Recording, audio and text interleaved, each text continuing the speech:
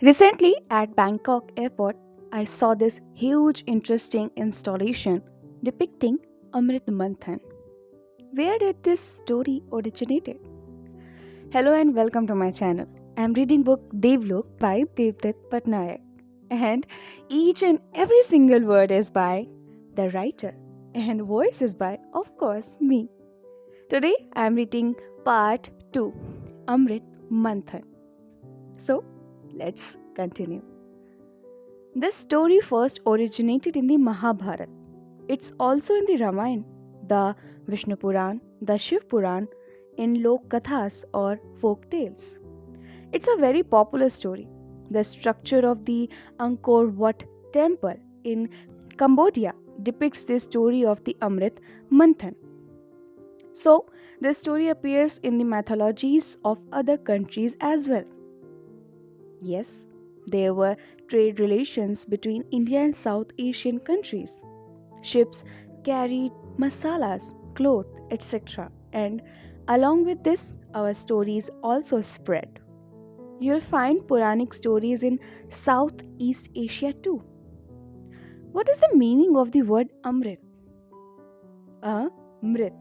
That is something by which there will be no death. Basically, Amrit gives immortality. All human beings desire a world where there's no death. It is said that earlier the Devas also used to die and were sacred of death. So they were looking for Amrit. There are many versions of this story, which is quite long. The one I know begins with Indra. Indra lives in heaven, which has everything. The Kalpatru, Kamdhenu, Chintamani. He is such a hedonistic king that one day when Rishi Durvasa comes to him, Indra doesn't pay attention to the sake. The Rishi is carrying a beautiful necklace as a gift for the Deva. Indra takes it and throws it to the floor, and his elephant, Airavat, walks over it. Upset at Indra's insolence, the Rishi curses the Indra will lose all his wealth. Lakshmi, the goddess of wealth and prosperity who sits in heaven, is dissolved in the Kshir Sagar. Indra has nothing left.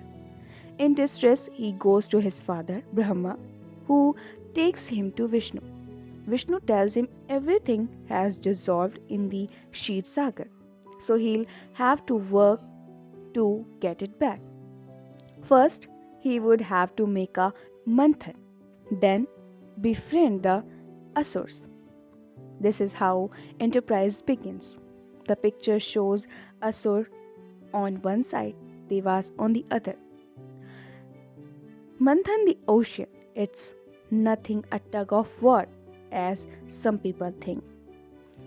When both sides pull at the same time, that's a sign of conflict.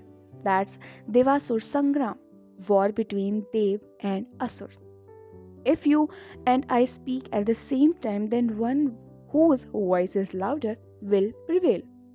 That's tug of war. But in a manthan, when one party pulls the other weights, the philosophical concepts of cooperation is at work here.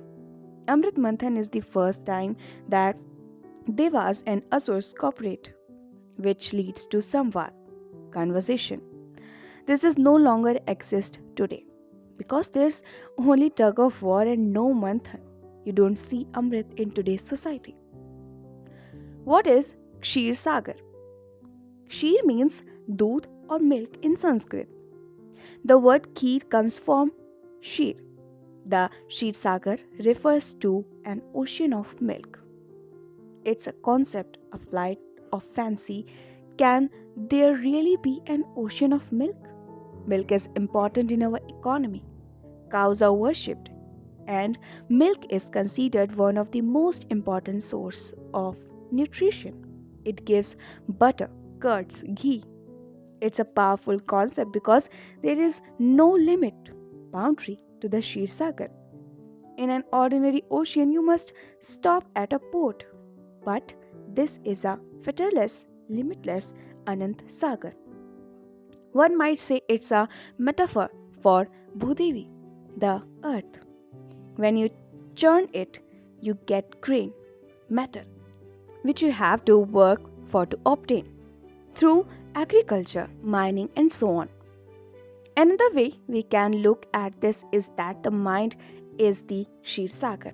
If you meditate, do tapasya, many good things can emerge from the mind. But manthan is important. Two opposing forces have to work in cooperation, not in conflict. For example, left brain and right brain. When one brain works, the other is quiet. This balance, which we often forgot, is very important. The churning rod in this story is the Mandar Parvat, and the rope is the Nag King Vasuki. Some say Migru Parvat, but whatever the name, Parvat is important. The churning rope is something Vasuki, something Adishesh. Here, the mountain implies space, and the serpent symbolize time. So, time and space are being used to churn the ocean of milk. Philosophically, allegorically, it's a complex story. Both space and time are being used as is matter or sheer. Karun, the king of eagles, brings the mountain and Vasuki acts as the rope. But without a base, the mountain will sink. So, Vishnu takes the Kurm avatar, the turtle, to form the base. The Vedas call the Kurm avatar a Cooper. Why? Why turtle? First, because it floats. Second, it's a symbol of yoga. It can withdraw its head and legs into its shell, like a rishi can control his sense during tapasya. So, if you have to do manthan, the knowledge of yoga, the ability to control the senses is important. Indra, who does not practice control, loses Lakshmi. Keeping the Indriya in control can restore Lakshmi. An avatar of her is possible. Just like a fruit has a kernel which is very potent, this story too has a lot of philosophy packed inside it. So, this is it for today. I'll be back. Till then, keep listening beautiful stories and keep smiling.